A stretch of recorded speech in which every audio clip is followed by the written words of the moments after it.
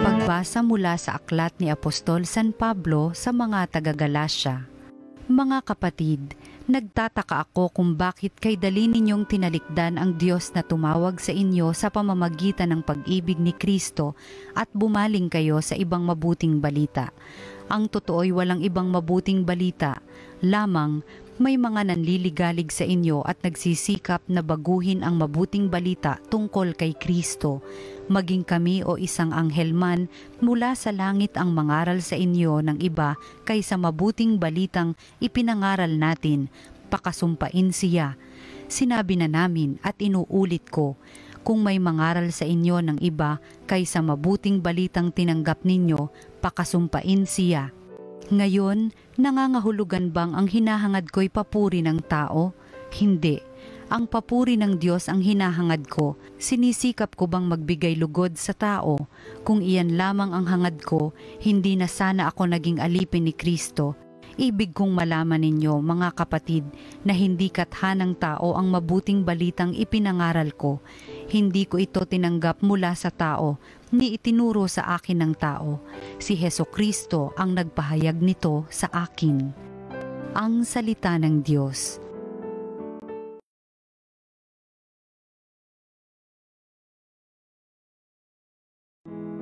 Pangako ng poon nati lagi nating gunitain.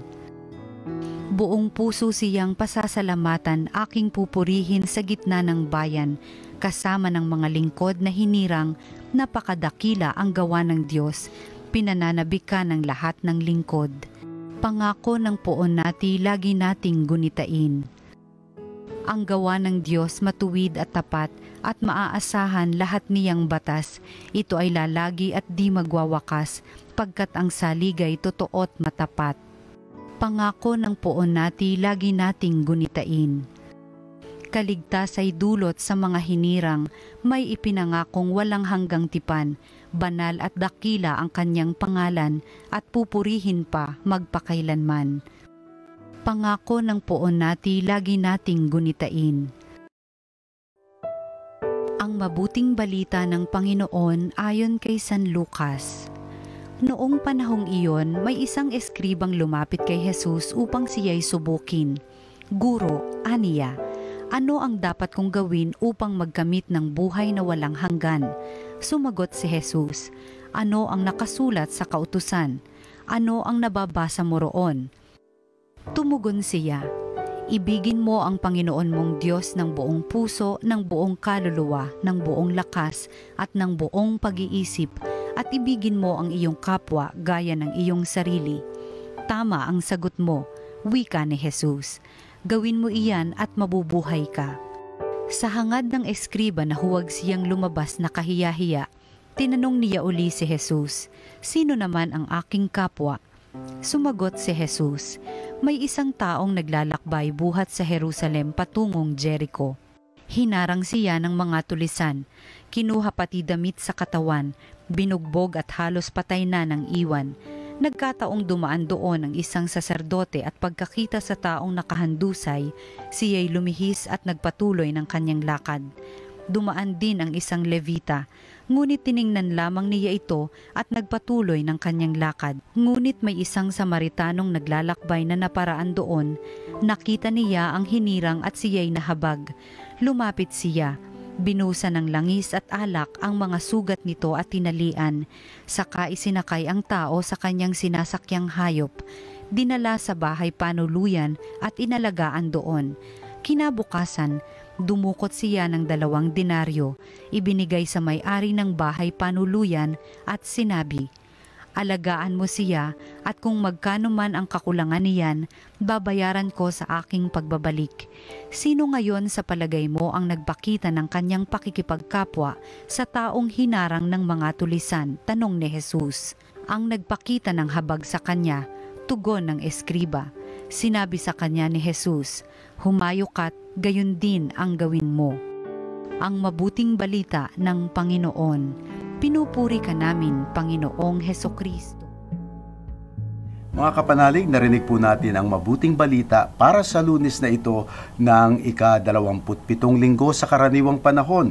At napaka-significant po ng araw na ito, October 7. Dahil alam po natin malapit sa ating puso, sa ating buhay pananampalataya, ang Santo Rosario. At ngayong araw nga po ay ipinagdiriwang natin ang kapistahan ng Mahal na Birhen ng Santo Rosario o yun din pong Nuestra Señora de la Naval. Sapagkat ang kapistahan pong ito ay ang paggunita din kung kailan naging matagumpay ang mga Kristiyano laban sa pag-atake ng mga kalaban doon sa Europa noong October 7, 1571. 1571, yan po ay 50 years after dumating si Magellan sa Pilipinas.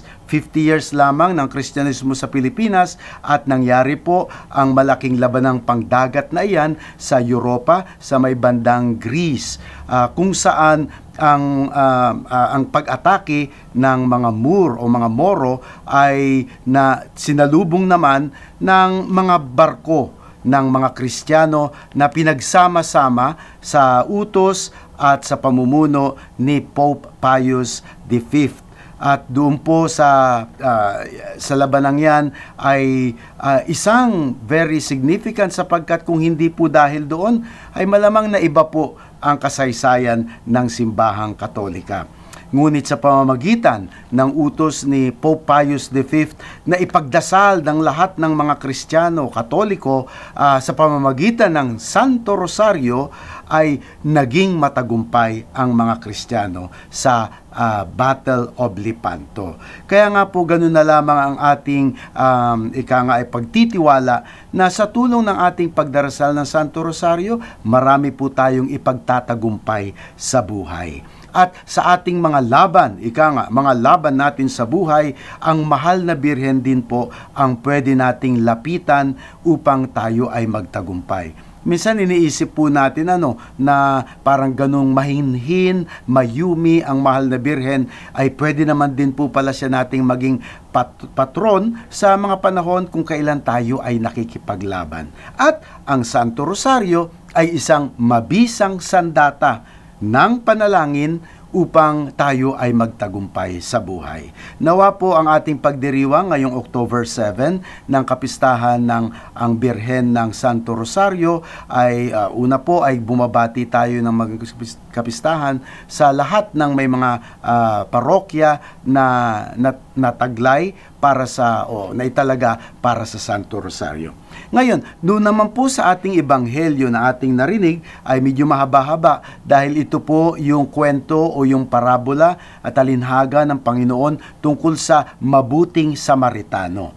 Na ang pinanggagalingan po ay yung pagtanong, paano po ba tayo paano tayo makakapasok sa buhay na walang hanggan? Sabi nga ang unang sagot ng Panginoon, ano ang sinasabi ng batas? The Ten Commandments. So, basic po ang Ten Commandments na dapat nating gampanan.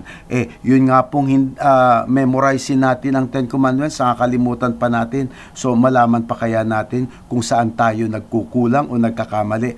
So, basic po, requirement sa atin ang pagtupad sa Ten Commandments o 10 utos. Ngunit maliban dyan, ang ating kaligtasan, pagpasok sa langit, ay hindi lamang naaayon sa batas, ngunit higit sa lahat, pang-espiritual kung tayo ay marunong magmahal. Una, sabi nga ng Panginoon, pagmamahal sa Diyos at pangalawa, pagmamahal sa kapwa. At ang pagmamahal sa Diyos na yan ay parang kakambal, isang mukha ng pagmamahal sa Diyos ay ang pagmamahal at pagsisilbi sa ating kapwa. Mga kapatid, sa ating pamumuhay Kristiyano Katoliko, nawa mapatutuhanan natin sa ating mga gawain, pag-iisip, pakikisalamuha, pagturing sa ating kapwa na tunay na makakristiyano at mapagmahal, makapkapwa at mapagmahal at mapagsilbi sa ating kapwa. Mga kapatid, sa ating ebanghelyo na ang talinhaga ng mabuting Samaritano, nawa tayo rin ay maging mabuting kapwa sa mga taong nakapaligid sa atin. At sa tulong at biyaya ng Panginoon, naway tayo'y maging matibay, maging malakas, mapagmatyag, upang ang ating gawain bilang mga Kristiyano ay ating magampanan. Muli, nawa po ang ating kapistahan ng Mahal na Birhen ng Santo Rosario ay magbigay lakas sa atin, sa ating mga lakbayin, sa ating mga laban sa buhay. Amen.